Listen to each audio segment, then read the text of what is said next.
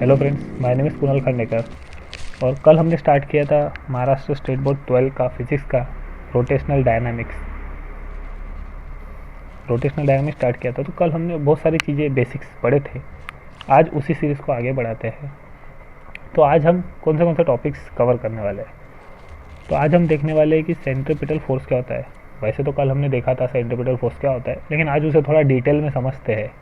ठीक है, उसके बाद हम देखेंगे यूनिफॉर्म सर्कुलर मोशन की कुछ एप्लीकेशंस, लाइक व्हीकल और हॉरिजॉन्टल सर्कुलर ट्रैक। क्या होता है व्हीकल, कैसे चलता है, उस पर कौन से फोर्सेस आते हैं, उसका डेरिवेशन क्या है, वो सब आज हम देखेंगे। साथ ही हम वॉल ऑफ डेथ देखेंगे, मौत का कुआं, और कोनिकल पेंडुलम देखेंगे। ये सारी चीज़ें आज हम देखने वाले हैं। तो बिना समय के धजिया उड़े स्टार्ट करते हैं दोस्तों। चलिए, तो कल हमने देखा था कि अगर कोई ऑब्जेक्ट सर्कुलर मोशन कर रहा हो कोई ऑब्जेक्ट सर्कुलर ट्रैक पे जा रहा हो, तो उस वो जो होता है, हर पॉइंट पे उसकी वेलोसिटी क्या होती रहती है, चेंज होती रहती है। जैसे यहाँ पे इसकी वेलोसिटी इस डायरेक्शन में रहेंगी, इसकी वेलोसिटी यहाँ पे इस डायरेक्शन में रहेंगी। तो वेलोसिटी का डायरेक्शन क्या होता है, बार बार चेंज होते रहता है, बार बार चेंज होता है। तो अगर वेलोसिटी का डायरेक्शन चेंज हो रहा है, अगर वेलोसिटी के डायरेक्शन में चेंज आ रहा है, तो उस पर एक्सेलरेशन आएगा। क्योंकि वेलोसिटी अगर चेंज होती है तो साथ में वो अपने साथ एक्सेलरेशन को लेके आती है, एक्सेलरेशन आएगा। तो सिर्फ डायरेक्शन के चेंज की वजह से जो एक्सेलरेशन आता है, वो कौन सा एक्सेलरेशन होता है, वो होता है रेडियल एक्सेलरेशन, या उसे ही हम सेंट्रीपिटल एक्सेलरेशन भी बोल सकते हैं। और इसकी वैल्यू भी हमने देखी थी, वो थी v² अपॉन में r, या r ओमेगा स्क्वायर। दोनों में से कोई भी वैल्यू आप यूज़ कर सकते हैं। और कल हमने देखा था कि इसका जो डायरेक्शन होता है वो सेंटर के तरफ होता है, इसीलिए हम इसे सेंट्रीपिटल एक्सेलरेशन भी बोलते हैं। तो अगर सेंट्रीपिटल एक्सेलरेशन आ रहा है, अगर वहाँ एक्सेलरेशन है तो फोर्स भी होगा। भाई एक्सेलरेशन क्यों आया, जब फोर्स आएगा तो एक्सेलरेशन आएगा। क्योंकि हमारे पास फोर्स का फॉर्मूला होता है mass, force equals to mass into acceleration. Newton भाई ने हमको दिया था, न्यूटन भाई साहब। तो अगर एक्सेलरेशन है तो फोर्स है, या फिर फोर्स है तो एक्सेलरेशन है, आप कैसे भी याद रख सकते हैं। तो force equals to mass into acceleration. और यहाँ जो आने वाला है वो है सेंट्रीपिटल फोर्स, तो एक्सेलरेशन भी सेंट्रीपिटल। तो फॉर्मूला क्या हो जाएगा, m, और एक्सेलरेशन क्या होता है, v² अपॉन r होता है। तो mv² अपॉन r, यह हो गया सेंट्रीपिटल फोर्स का फॉर्मूला, या m r ओमेगा स्क्वायर। आप कुछ भी याद रख सकते हैं। ठीक है दोस्तों, ठीक है। तो सेंटर की तरफ जो फोर्स आने वाला है वो है सेंट्रीपिटल फोर्स। ठीक है, सेंट्रीपिटल फोर्स आएगा सेंटर की तरफ, सेंट्रीपिटल फोर्स आएगा। लेकिन क्या हो अगर मैं आपको कहूँ कि असल में सेंट्रीपिटल फोर्स होता ही नहीं है। एक्चुअली कोई दूसरा ही फोर्स होता है जो सेंटर की तरफ लग रहा होता है, और वो ही सेंट्रीपिटल फोर्स जैसा काम करता है। ये कैसे, चलिए समझते हैं। मान लो कि आपने कोई बॉल, पत्थर को एक स्ट्रिंग से बांधा है, और आप इसे ऐसा घुमा रहे हो, ऐसा गोल गोल गोल गोल घुमा रहे हो। तो क्या होगा, ऐसा घुमाने की वजह से ये जो स्ट्रिंग है, इस स्ट्रिंग पे क्या जनरेट होगा, टेंशन जनरेट होगा। टेंशन आएगा स्ट्रिंग में, और यहाँ पे ये टेंशन ही सेंट्रीपिटल फोर्स के जैसा काम करेगा। ये टेंशन ही सेंट्रीपिटल फोर्स हो जाएगा, जो कि इस बॉल को बाहर नहीं जाने देगा, टेंशन। तो यहाँ पे टेंशन इक्वल्स टू ही सेंट्रीपिटल फोर्स होगा, और वही आ जाएगा T equals to mv² upon r आ जाएगा। तो यहाँ टेंशन फोर्स ने सेंट्रीपिटल फोर्स जैसा काम किया।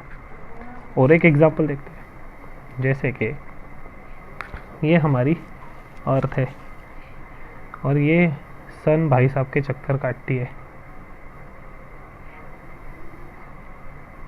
सन के चक्कर काटती है ये, ठीक है, इस तरह ये चक्कर उसका काट रही। तो क्या होता है, इन दोनों के बीच में कोई तो भी फोर्स होता है। ये फोर्स कौन सा फोर्स होता है, आप सबको पता है, ये फोर्स होता है ग्रेविटेशनल फोर्स। तो यहाँ सेंट्रीपिटल फोर्स के तरह कौन सा फोर्स काम कर रहा है, यहाँ पे वो फोर्स है ग्रेविटेशनल फोर्स। यही हो जाएगा सेंट्रीपिटल फोर्स mv²/r। तो यहाँ से निष्कर्ष क्या निकलता है, ये निष्कर्ष निकलता है कि अगर सर्कुलर मोशन है, अगर सर्कुलर मोशन है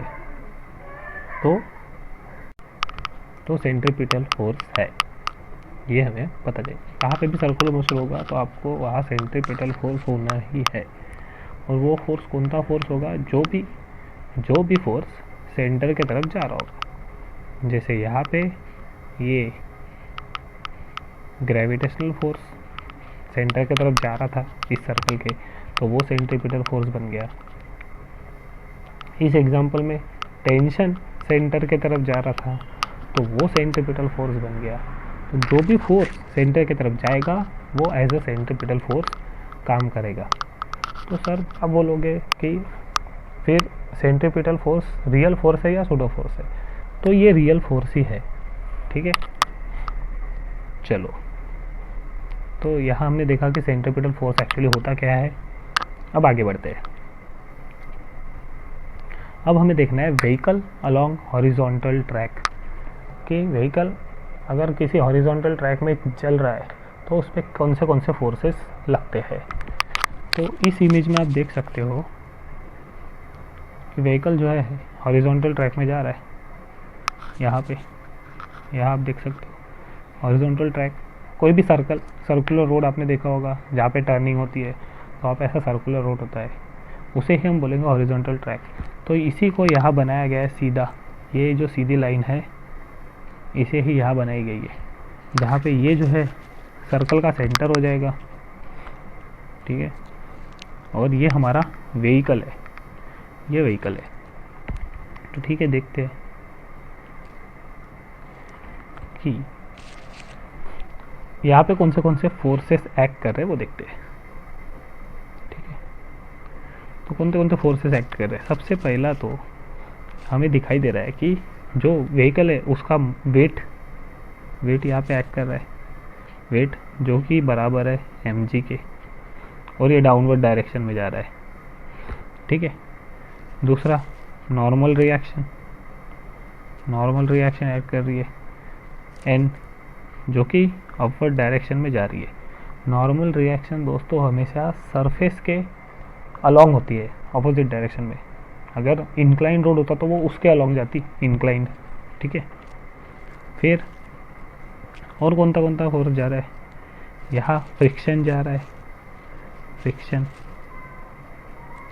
फ्रिक्शन जो कि Fs है, और वो टूवर्ड्स द सेंटर है, सेंटर के तरफ जा रहा है, सेंटर के तरफ, टूवर्ड्स द सेंटर, ठीक है। फ्रिक्शन, अगर कोई व्हीकल सर्कुलर ट्रैक कर रहा है तो ऑब्वियस सी बात है वो बाहर जाना चाहेगी ऐसी, और उस फोर्स को बाहर जाने से रोकने के लिए इस व्हीकल में, इसके टायर्स में क्या आ जाएगा, फ्रिक्शन जनरेट होगा। फ्रिक्शन जो कि डिफरेंट होता है, फ्रिक्शन की वैल्यू चेंज होती रहती है, फिक्स नहीं होता है, उसकी वैल्यू फिक्स नहीं होती है, वो 0 से उसके लिमिटिंग वैल्यू तक जा सकता है, ठीक है। तो ये सारे फोर्सेस एक्ट हो रहे हैं, और फ्रिक्शन जो है वो स्लिपिंग को प्रिवेंट कर रहा है, हम ऐसा बोल सकते हैं आगे। चलो, तो सबसे पहले यहाँ पे जो कौन सा फोर्स है जो कि सेंटर की तरफ जा रहा है उसे ही हम क्या बोलेंगे, सेंट्रीपिटल फोर्स बोलेंगे। तो कौन सा फोर्स सेंटर की तरफ जा रहा है भाई, कौन सा फोर्स सेंटर की तरफ जा रहा है, वो जा रहा है हमारा फ्रिक्शनल फोर्स। ये देखो फ्रिक्शन जो है वो सेंटर की तरफ जा रहा है, तो फ्रिक्शनल फोर्स Fs ही क्या हो जाएगा, हमारा सेंट्रीपिटल फोर्स हो जाएगा।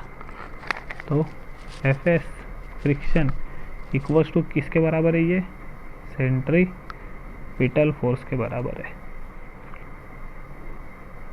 ठीक है। तो एफ एस इक्वल्स टू क्या हो जाएगा, एफ एस इक्वल्स टू हो जाएगा एम वी स्क्वायर अपॉन में आर, इसके बराबर हो जाएगा एफ एस। ठीक है, एंड और क्या है, और ये जो एम जी है ये बैलेंस कर रहा है नॉर्मल रिएक्शन के द्वारा, तो एम जी इक्वल्स टू क्या हो जाएगा, नॉर्मल रिएक्शन हो जाएगा, दोनों एक दूसरे को बैलेंस कर रहा है। तो एम जी इक्वल्स टू, एक मिनट, m g equals to normal reaction हो जाएंगी। ठीक है, इसे इक्वेशन 1 दे देते हैं। अब यहाँ से हम m की वैल्यू निकाल के, जो कि आएंगी n अपॉन जी, इसे इक्वेशन 1 में पुट कर सकते हैं, पुट कर देते हैं इक्वेशन 1 में। तो इक्वेशन 1 में m की वैल्यू पुट करने पे क्या आएगा, F S equals to, m की जगह लिखेंगे हम n अपॉन में g into V by R, ये वैल्यू आ जाएंगी। F S equals to n upon G तो वी बाय, नहीं, वी का स्क्वायर बाय आर आ जाए, यहाँ वी स्क्वायर है, यहाँ देखिए वी स्क्वायर है, तो F S equals to N upon ji into V by R आ जाएगा। अब अगर हम देखें कि अगर ये सर्कुलर ट्रैक कर रहा है व्हीकल, तो जो नॉर्मल रिएक्शन है, रेडियस है, जी है, ये सारा तो कांस्टेंट ही होगा, ये कहाँ से चेंज होने वाला है, ये तो कांस्टेंट ही रहेगा। यहाँ पे चेंज क्या होगा, वेलोसिटी, ऑब्वियस सी बात है वेलोसिटी चेंज होती रहेंगी। तो वेलोसिटी अगर इस सर्कुलर ट्रैक में ज़्यादा हो गई, यहाँ पे अगर वेलोसिटी ज़्यादा हो गई, तो ये व्हीकल क्या करेगा, सीधा बाहर निकल जाएगा, बाहर की तरफ स्किड करेगा। तो हमें निकालना पड़ेगा कि मैक्सिमम वेलोसिटी क्या रहे कि ये व्हीकल बाहर ना जाए, मैक्सिमम वेलोसिटी निकालेंगे हम। तो अगर मैक्सिमम वेलोसिटी निकालना है तो इसे बाहर जाने से रोकने के लिए फ्रिक्शन मैक्सिमम रहना चाहिए, फ्रिक्शन मैक्सिमम रहना चाहिए। बाकी सारी चीज़ें कांस्टेंट है, फ्रिक्शन मैक्सिमम का एफ एस जो रहेगा ये मैक्सिमम रहेगा, तभी वो उसे बाहर जाने से रोक पाएगा। बाकी सारी चीज़ें तो सेम ही रहेंगी, एन अपॉन जी इंटू वी भी यहाँ पे मैक्सिमम आ जाएंगी, मैक्स का स्क्वायर अपॉन में आर। और आपको पता होगा दोस्तों कि मैक्सिमम फ्रिक्शन क्या होता है, सिर्फ और सिर्फ स्टैटिक फ्रिक्शन ही मैक्सिमम फ्रिक्शन हो सकता है, जिसकी वैल्यू क्या आती है, म्यू एन आती है, equals to N upon ji into v max का स्क्वायर अपॉन में आर। ये एन से ये एन कट जाएगा, तो हमें वी स्क्वायर इक्वल्स टू क्या मिल जाएगा, v square equals to maximum value है, वी मैक्स का स्क्वायर इक्वल्स टू मिल जाएगा हमें म्यू आर जी,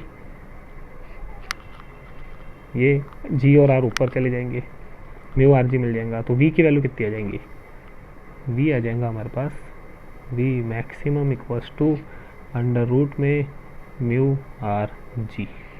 ये हो जाएंगी दोस्तों मैक्सिमम वेलोसिटी की वैल्यू, जिससे हम चलाए तो हमारा व्हीकल जो है सर्कुलर ट्रैक के बाहर नहीं जाएगा। अगर वेलोसिटी इससे ज़्यादा की स्पीड से चलाओगे तो फिर वो स्किड हो जाएगा और बाहर निकल जाएगा। ठीक है, तो ये जो जितना हमने सॉल्व किया ये सारा मैंने आपके लिए पहले ही आगे वाली स्लाइड में डाल के रखा है, आप उसका स्क्रीनशॉट ले सकते हैं। ये देखिए, vehicle along the horizontal road, आप हमारा ये फॉर्मूला आया v max equals to under root mu are g, और म्यू जो है वो स्टैटिक कोएफिशिएंट ऑफ फ्रिक्शन है। ठीक है दोस्तों, समझ गया होगा। चलिए आगे बढ़ते हैं। तो आगे क्या पढ़ना है हमें, आगे हमें पढ़ना है वॉल ऑफ डेथ। वॉल आप बोल सकते हो या वेल बोल सकते हो, मौत का कुआं। आपने बचपन में देखा होगा, सर्कस में होता है, वहाँ गाड़ी जूम जूम करके चलाते लोग, तभी भी वो क्या होते हैं, गिरते नहीं है अंदर। क्यों नहीं गिरते भाई, ऐसे कितनी वेलोसिटी से वो लोग चलाते हैं ताकि वो ना गिरे। चलो आज देखते हैं। ठीक है, तो ये रहा हमारा वॉल ऑफ डेथ। यहाँ पे व्हीकल है जो चल रहा है, तो इस व्हीकल पे कौन से फोर्सेस एक्ट हो रहे होंगे भाई? इस पे फोर्स एक्ट हो रहा होगा नीचे के तरफ, उसका वेट एक्ट हो रहा होगा नीचे के तरफ। और नॉर्मल जो है, नॉर्मल इस बार देखो वो सरफेस के अलोंग इधर जा रहा है, क्योंकि सरफेस ऐसा सीधा है वर्टिकल, तो वर्टिकल के अलोंग इधर नॉर्मल जाएगा, हमेशा उसके परपेंडिकुलर होता है, सरफेस के परपेंडिकुलर, तो इधर चला जाएगा वो, लेफ्ट साइड में जाएगा। और ये नॉर्मल इधर जा रहा है, बराबर है, वेट नीचे जा रहा है mg, तभी भी व्हीकल नीचे गिर नहीं रहा, तो कोई तो फोर्स होगा जो उसे नीचे गिरने से रोक रहा है। वही है यहाँ पे फ्रिक्शन, जो कि जाएगा ऊपर की तरफ, जो उसे नीचे आने से, नीचे स्किड होने से रोक रहा है। अगर फ्रिक्शन नहीं रहता तो वो नीचे आ जाती गाड़ी। तो ये 3 फोर्स यहाँ पे एक्ट हो रहे हैं, बराबर, ठीक है। तो सबसे पहली बात, जो सेंटर की तरफ फोर्स जा रहा है वो कौन सा फोर्स है? नॉर्मल।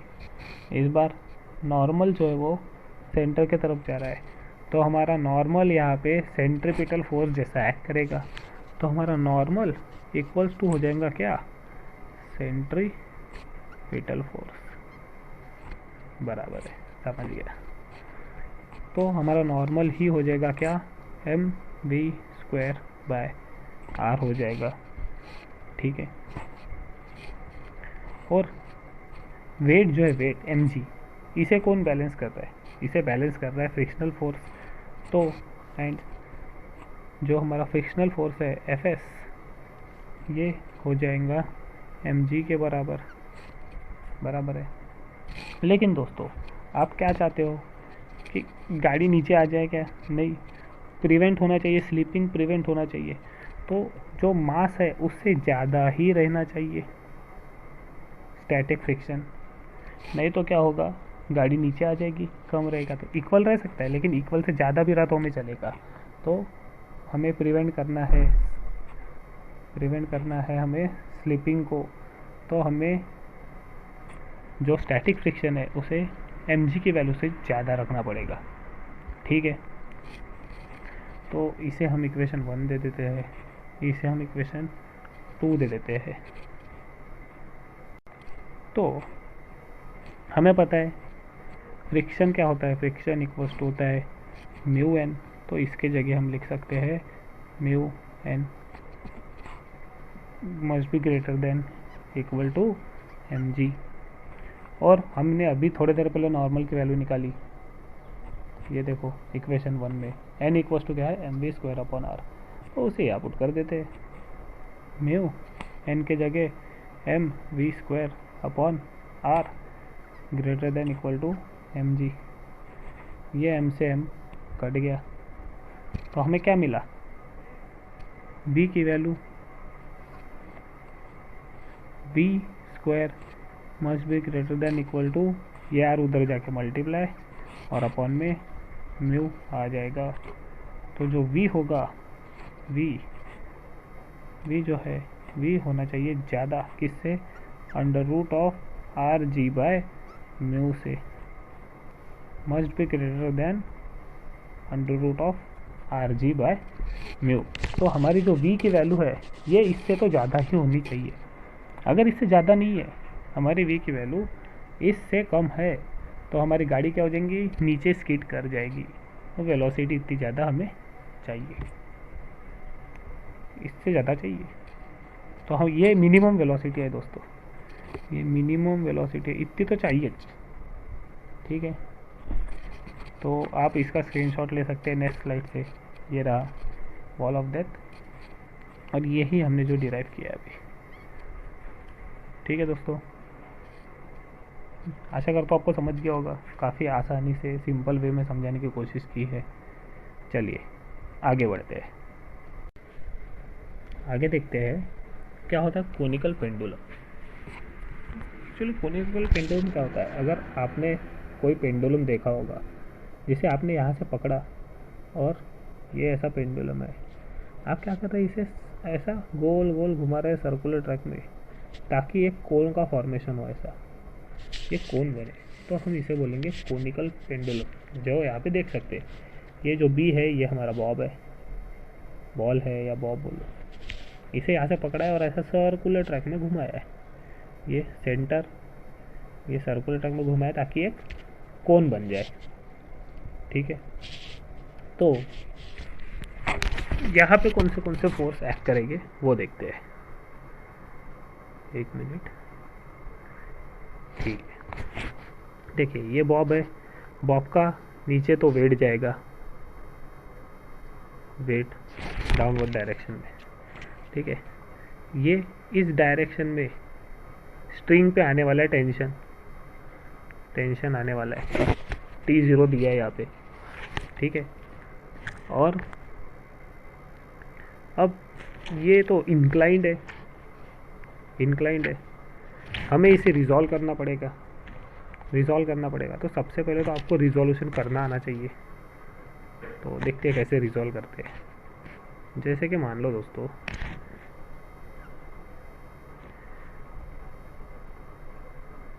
एक मिनट, जैसे कि अगर कोई फोर्स है जो कि इस डायरेक्शन में इंक्लाइंड जा रहा है, ये कोई फोर्स है मान लो, और ये हॉरिजॉन्टल के साथ में इसने बनाया एंगल थीटा।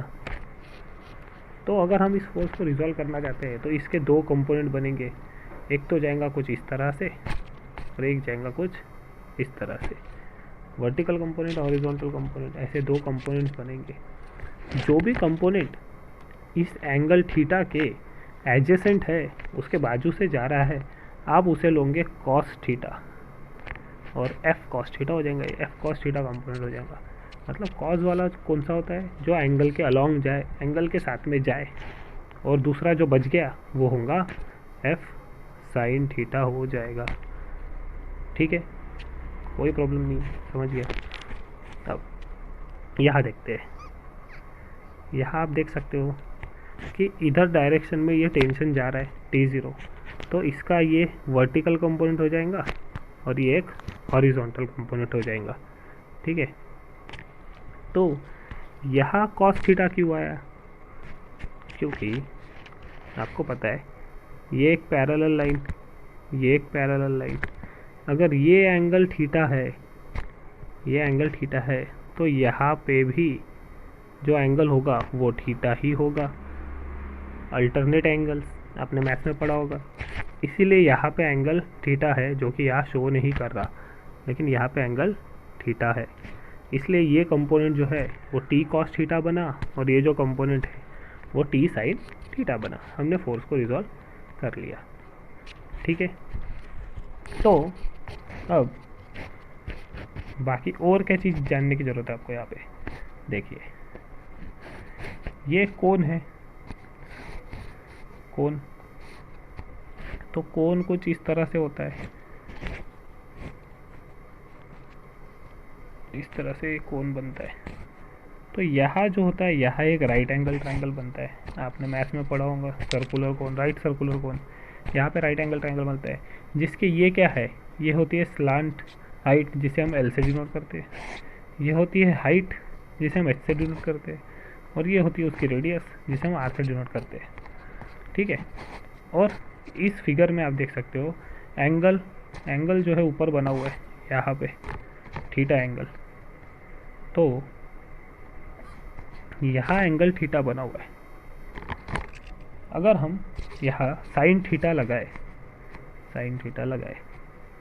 साइन थीटा, वो क्या आएगा, वो होगा ऑपोजिट, थीटा के ऑपोजिट में आर है, अपॉन में हाइपोटेनियस जो कि एल है।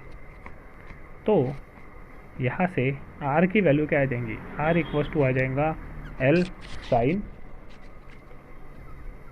थीटा, आर की वैल्यू हमें मिल जाएंगी एल साइन थीटा मिल जाएगी। ठीक है, इसका भी काम है, इसलिए आपको पहले ही बता दिया। तो चलो आगे चलते हैं। एल साइन थीटा हो गया।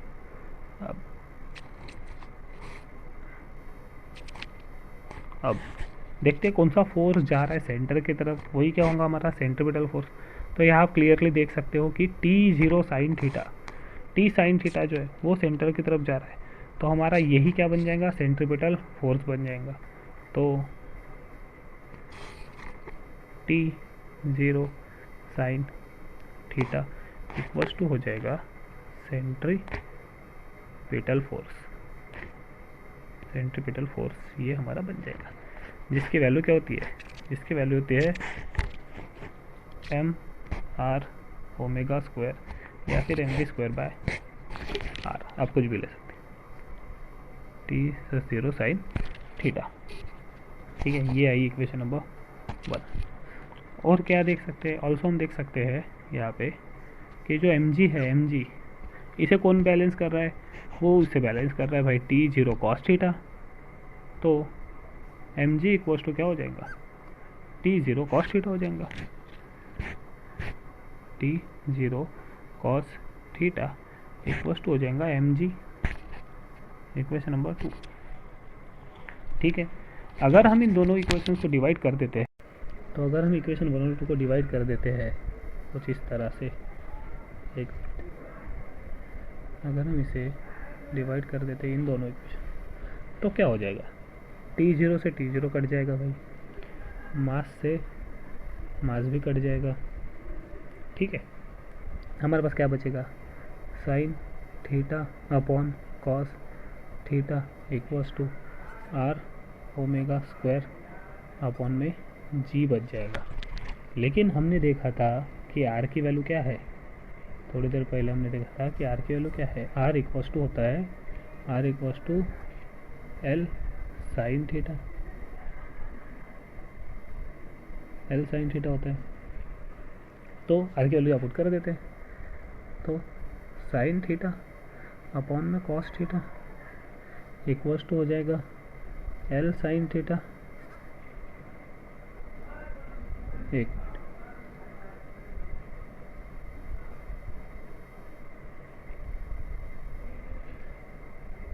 L sine theta into omega square upon में जी हो जाएगा।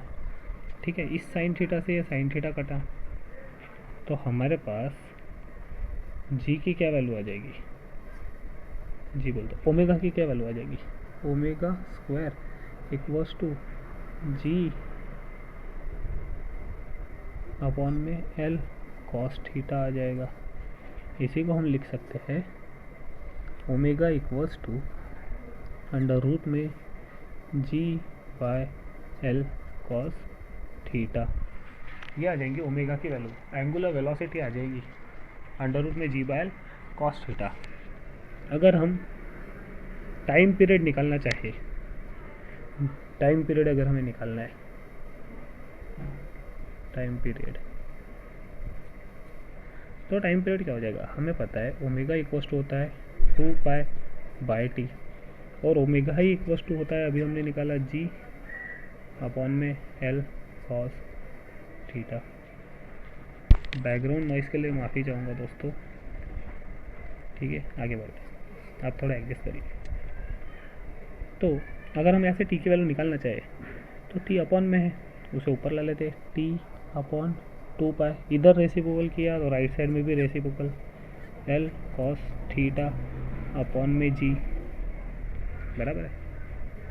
तो टी इक्वल्स टू क्या आ जाएगा, टी इक्वल्स टू आ जाएगा हमारे पास 2 पाई अंडर रूट में एल कॉस थीटा अपॉन में जी, ये हो जाएंगी हमारी टाइम पीरियड की वैल्यू।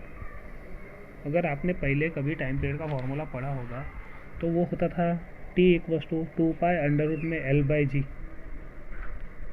तो वो लीनियर के लिए होता था, एंगुलर में यहाँ सिर्फ एल के साथ में कॉस थीटा आ जाएगा। ठीक है, अगर हमें फ्रीक्वेंसी निकालना हो स्मॉल एन, तो वो होती है 1 अपॉन टी, टाइम पीरियड के रेसिप्रोकल, तो फॉर्मूला बन जाएगा 1 अपॉन 2 पाई अंडर रूट में जी अपॉन एल कॉस थीटा, ये हो जाएगा फ्रीक्वेंसी का फॉर्मूला। ठीक है, आप ये सारी चीज़ अगले स्लाइड से स्क्रीनशॉट लेके नोट कर सकते हैं। ये देखिए फाइनली ये फॉर्मूला है हमारा फ्रीक्वेंसी का, n=1/2 का g/L cos थीटा, और ये आया था हमारा टाइम पीरियड का फॉर्मूला। ठीक है दोस्तों, यह सारी चीज़ मैंने पहले लिख दी आपके लिए। यहाँ से हमने आर की वैल्यू निकाल ली थी, सारे फोर्सेस। ठीक है, तो आज का सारा टॉपिक यहाँ कवर होता है। मिलते हैं नेक्स्ट वीडियो में अगले टॉपिक्स के साथ। Thank you for watching.